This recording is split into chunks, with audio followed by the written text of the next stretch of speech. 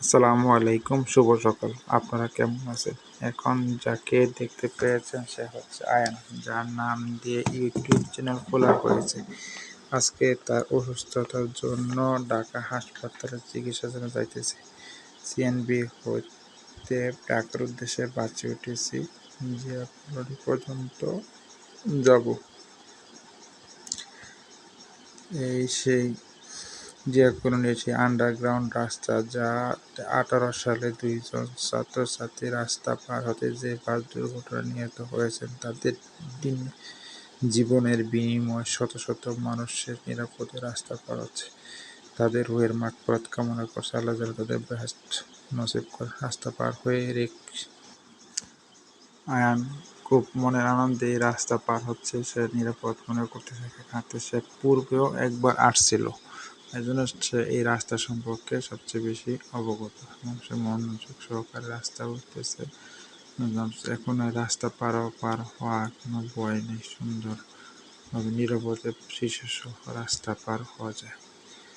রাস্তা পার হয়ে গেলাম, রাস্তা পার হয়ে এখন আসছে চাচাপাড়ে জিয়া কলোনিতে। এখান থেকে যে কোনো রিক্সায় উঠেছি, রিক্সায় করে আমরা হাসপাতালে যাব। এটা হচ্ছে এমএস এর ভিতর দিয়ে পার হয়েছে, এমএস এর রাস্তায় প্রবেশ করেছে। সিএমএস এ প্রবেশ করে আমরা ইউরোলজি সেন্টারে চলে যাব। ইউরোলজি সেন্টারে বসে থেকে পিৎজা খাবে আয়ান। পিৎজা খাওয়ার জন্য চলে আসছে পিৎজা ক্যান্টিনে। আয়ান মনের আনন্দে পিৎজা খেতে, তার পিৎজা খুব পছন্দের খাবার। পিৎজা খেলাম, পিৎজা খাওয়া শেষে আবার মনে হচ্ছে চা খাইতে হবে। দুজনে দুধ চা খাওয়া পছন্দ, সে গরম চা খেতে পারতেছে, আমিও খেলাম। খাওয়া শেষ করে সে মনের আনন্দে বাবা বলতেছে যে ভাবছি চাটা খুব ভালো হয়েছে। ঠিক আছে বাবা, চা খাও। শেষে আবার ডক্টর কাছে ডক্টর দেখা শেষ করছি, শেষ করে এখন বাসায় ফিরে আসার প্রয়োজন, তাই আমরা বাসে উঠলাম। বিমানবন্দরে এসে ফিরি রাস্তা পারার সময় বিমান দেখে নিলাম, দেখে রাস্তা পার হয়ে চলে আসলাম। ওভারব্রিজ দিয়ে রাস্তা নিচে এসে বিমানবন্দর রেল স্টেশন পৌঁছে আসলাম। প্রবেশ করে দেখতে পেলাম আজকে বৃহস্পতিবার হওয়ার প্রচণ্ড ভিড়। এই ভিড়ের ভিতরে কীভাবে আইনকে নিয়ে যাব সেই টেনশনে ছিলাম। তারই মাঝে দেখি কী করা যায়, এমনিতে স্টেশন থেকে সিস্টেম করে টিকিট কেটে নিলাম। কেটে ওভারব্রিজে উঠে ট্রেন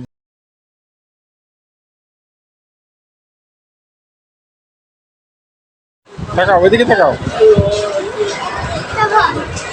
উঠাও পুরোটা। হ্যাঁ, তুমি কি এদিকে তাকাও, এখন তাকাও, কি দেখতেছ? খুব ট্রেন আসতেছে এখানে। তুমি এখানে কেন আসছো? ট্রেন দেখে কোথায় যাবো? ট্রেন নিয়ে কোথায় যাবো? বাসায় যাবা? তুমি আগে কখন ট্রেনে উঠছো? এদিক তাকাও। আর কখন উঠে নাই? এবার কি প্রথম উঠবা? ভালো লাগতেছে? আমার দিকে তাকায় বলো, এখন ভালো লাগতেছে তোমার? ঘুম ভাঙছে? একদম কোনোরকম চিন্তা ভাবনা, মোবাইল চাপতেছে। আমার কথা হচ্ছে, এখানে যেভাবে বসে আছেন তা তো জীবনের জন্য রিস্ক। আর দেখেন কত লোক বসে আছে রাস্তায়, কেউ মোবাইল টিপতেছে, কেউ বাদাম খাইতেছে, অপেক্ষা করতেছে। আপনি ভাইজান, এভাবে বসা যাবে না। জীবনটা তো আপনার, কিন্তু আপনার প্রতি কতজন তাকিয়ে আছে তার সংসার চলার জন্য। আপনি যেভাবে রাস্তা করেছেন, যে কোনো সময় দুর্ঘটনা ঘটতে পারে।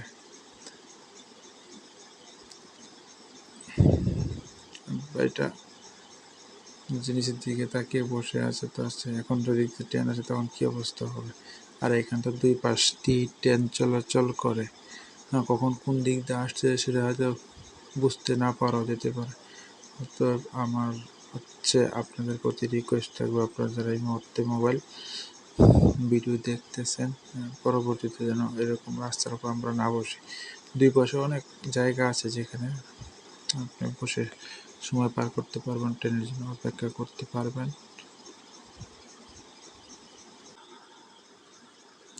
অপেক্ষা করতেছি ট্রেন কখন আসবে, অল্প কিছুক্ষণের মধ্যে ট্রেন আসতে পারে। ওই দেখেন একজন ভাই রাস্তার উপরে দাঁড়িয়ে মোবাইল ব্যবহার করতেছে। দিব্যি পিছন দিক থেকে ট্রেনটা আসতেই পারে। জন্য আমরা আবারও বলবো আপনারা যেন এইসব রাস্তার উপরে নিরাপদে থাকেন। ট্রেনের রাস্তায় নেওয়ার কিছুদিন আগে মেয়ে ছেলে সবাই নরসিংদী থেকে ট্রেন দুর্ঘটনা করে। ইতিমধ্যেই ঢাকা থেকে ছেড়ে আসা রাজশাহী গেমিং সিল সিটি ট্রেনটি হচ্ছে ১ নম্বর প্ল্যাটফর্মে প্রবেশ করেছে। এই দেখেন এই যে বাচ্চাটা আবার উল্টা করে দৌড় মারছে, এই রিস্ক দিতেছে, এই যে রিস্ক দিতেছে। কী দরকার আছে এরকম করার জন্য? এই যে কিছুদিন আগে আমরা পত্রপত্রিকায় দেখেছি ট্রেনের উপরে বসে থাকা একজন যাত্রী বজ্রপাতে মৃত্যুবরণ করেছে। হ্যাঁ, কত রিস্ক নিয়ে ট্রেনের উপরে উঠতেছে। ট্রেনটি কিন্তু ফাঁকা আছে, পিছন দিক থেকে দেখতে পাবেন অনেক লোক ট্রেনের উপরে উঠতেছে। কী দরকার ভাই এত বড় একটা রিস্ক নেওয়া? ট্রেনের উপরে তো নিষেধ, এই দেখেন কত লোক ট্রেনের উপর উঠতেছে। এটা না উঠলে তো হয়। আমরা একটু সাশ্রয়ী না গেলাম, একটু টাকা খরচ হলো, কিন্তু নিরাপদে যেতে পারলাম। এই নিরাপদে যাওয়ার জন্য অনুরোধ রইল, কারণ আমি এই যে রিস্ক নিয়ে যাচ্ছি, আমার ফ্যামিলি তো আমার জন্য অপেক্ষা আছে। নিরাপদে যাই। আবারও পিছন দিক থেকে রংপুর হতে ঢাকাগামী ট্রেনটিও যথাসময়ে চলে আসছে। একটা প্রশ্ন সবার থাকতে পারে, রেললাইনে ৩টি পাত কেন?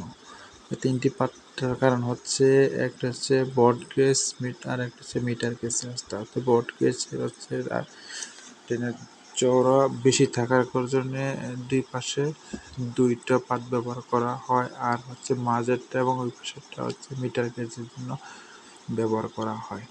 অর্থাৎ একসাথে করার কারণ হচ্ছে রাস্তা খরচ কমানোর জন্য একটি রাস্তা দুইভাবে ব্যবহার করার জন্য ব্যবহার হয়েছে। আপনারা দেখতে পাচ্ছেন। আর যে সিলেট ঢাকা হতে সিলেট গ্রামে কালনী এক্সপ্রেস আসছে, ওইটা হচ্ছে মাঝের ২ পাত দিয়ে চলতেছে। এটার উপরে দেখেন তাদের উপর লোক আছে। এখন দুই পাশেই ২টি ট্রেন দাঁড়িয়ে আছে। এই যে বলতে বলতে আমাদের ট্রেনও চলে আসছে। কী অবস্থা! আমি আমার আয়নকে নিয়ে কীভাবে গাড়িতে উঠবো চিন্তা করতেছি। দেখা যাক আমরাও গাড়িতে উঠতে পারি কিনা জানি না, ভিডিও তো করতে পারবো না। এই পর্যন্ত শেষ। আল্লাহ হাফেজ। আমাদের জন্য দোয়া করুন। আমি হচ্ছে ছোট ইউটিউবার, আমাদের ভিডিও মানুষ খুব কম দেখে। আশা করবো আপনারা সবাই দেখে আমাদেরকে আনন্দিত করবেন, আমরা যেন ভালো